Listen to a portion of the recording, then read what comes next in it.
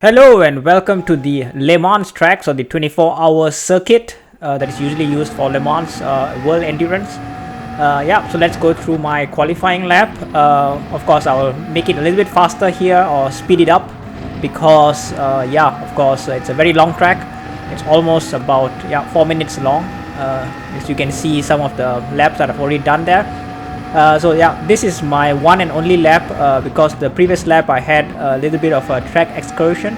Here it's really easy to go out of the limits of the track and get a penalty out of that. You can see I'm actually checking the radar there because I was scared that because of the rain there I might not be able to make a good lap there, because of course if it's raining in a dry track with dry tires you're gonna end badly, but actually it didn't really influence it too much. You can see I'm still making better out of my time, but I'm really still checking the radar there because I'm really this is my only lap, so that's the reason why I have to nail it.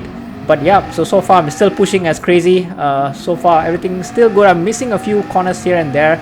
Not my best qualifying lap, I would say, but pretty much I think I'm keeping to where the car should be. I think this last sector was really good as well, so you can see I'm really going to the edge of the track, all good here.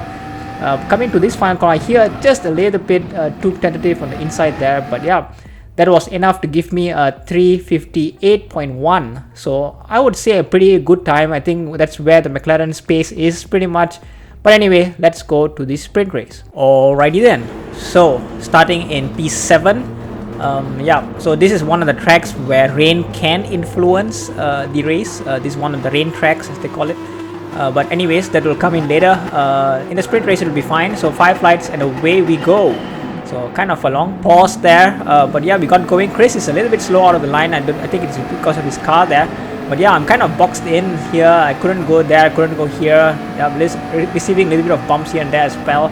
So I tried to go now to the outside and I tried to brake a little bit late there, but I gave Chris enough room there as well. Because of this I get a little bit of bump there as well. I had to go now more to the outside there from Perry.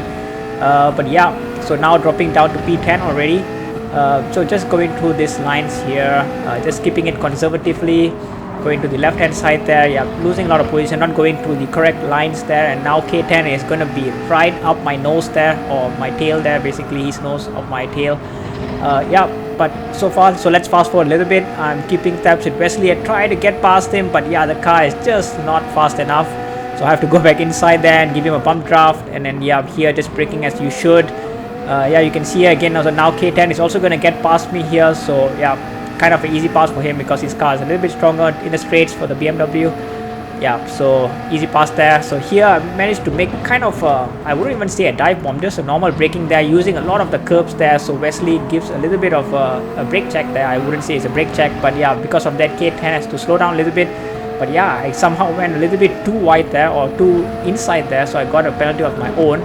So this is going to cost me a little bit already, so I kind of bumped Wesley there a little bit, so I had to slow down as well here. Getting a little bit of banging there from Chris as well.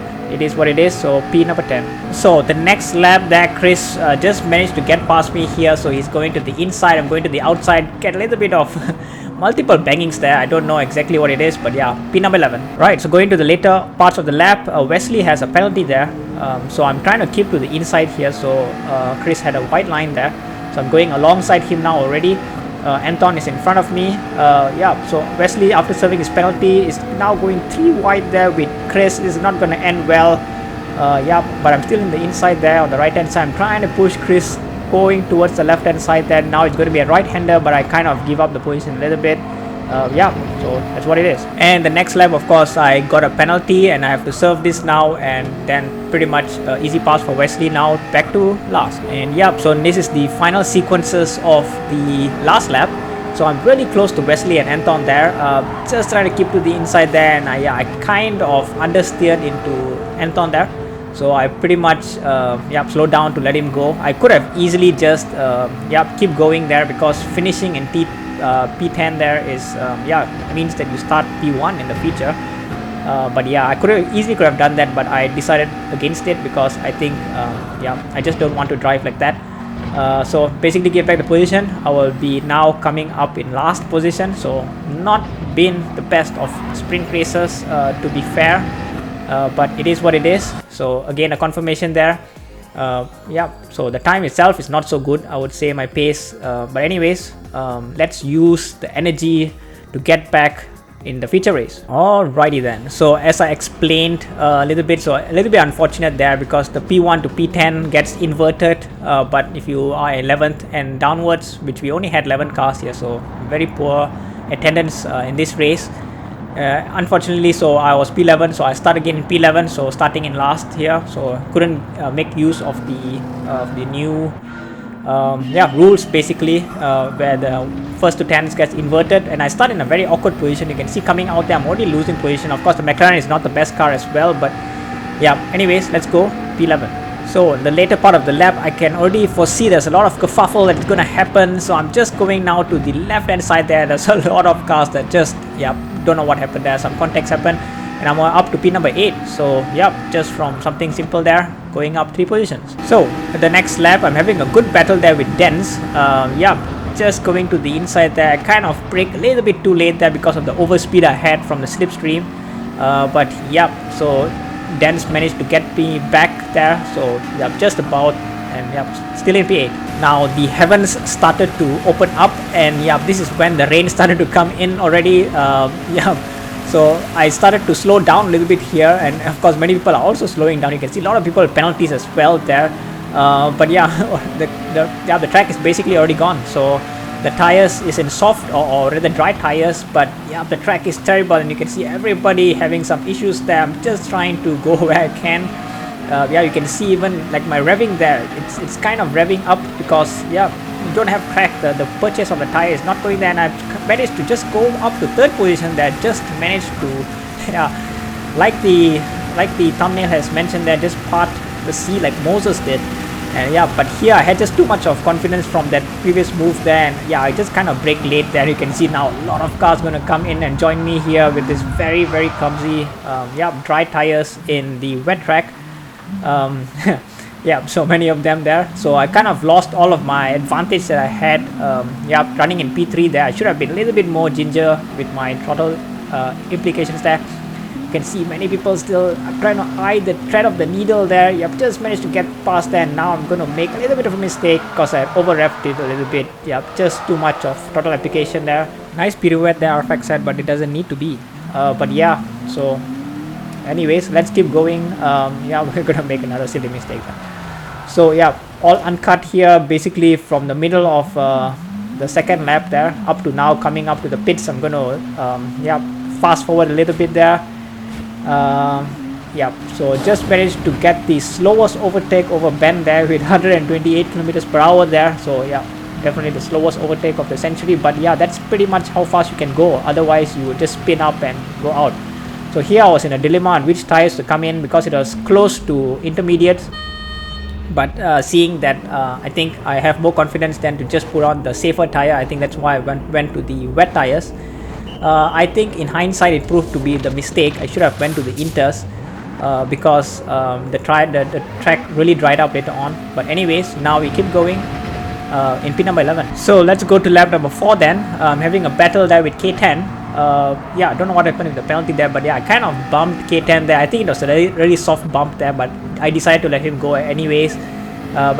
So P number 10. So then end of lap 5 is when everybody decided to come in and throw their wet tires back to dry tires because the track was already drying up.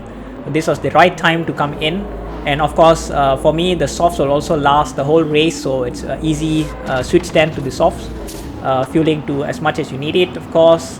Going back out, and here I make the greatest mistakes of all time. You can see that I was really gingerly applying the throttle, but then I decided to go a little bit, and the mistake was made. So coming back now and really going slowly there, mistake made, still last. Right, so then let's already start my final lap. So retrospective time, I think my qualifying pace was fine. I think the car is definitely not suited for this track. The McLaren is not suited for this track. You have a lot of this kind of high speed straights here, which is really not good for the car. It's one of the slowest car in this.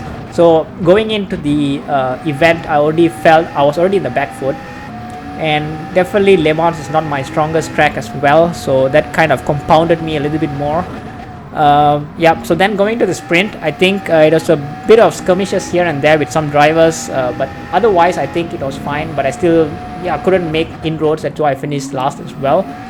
And yeah, now with the feature in the rain, I kind of mixed it up a little bit. I went as high as third and then dropped back down all the way to last. Yeah, so a little bit of mistakes there, kind of amateurish mistakes I would say as well, that I made in the rain, that I think I could have practiced a little bit more to do a little bit better there, especially the pit area there. I always knew that I needed to go a bit slower there. I just was too eager, I think, to go out again. Mistakes was made. And yeah, overall I think now I'll come up to finish the lap itself. Actually will be my fastest lap as well, as you would see now as a confirmation. So yeah, the end was really good there at the end, but yeah, I couldn't make use of the tire advantage that the McLaren usually has in a normal dry situation. So that was I think my biggest let's say missed opportunity here, because yeah, others just didn't have this tire issues because of the rain that kind of hampered that basically. So yeah, pretty much the bad of the bad that happened. But anyways, of course, let's look at the bright side of things. So there's 2 more races to go, so still a little bit of work to do. Of course, I don't want to finish last and last again. I think this was pretty much my worst race, I would say. Of course, there was only 11 entries, so that's why it's not my worst in this season. But yeah, still one of my worst races, I would say. But yeah, it was a combination of, like I said already, the car and also a lack of a little bit pace. But yeah, let's see what we can in the next week. So thank you very much for watching and hope to see you guys in the next video.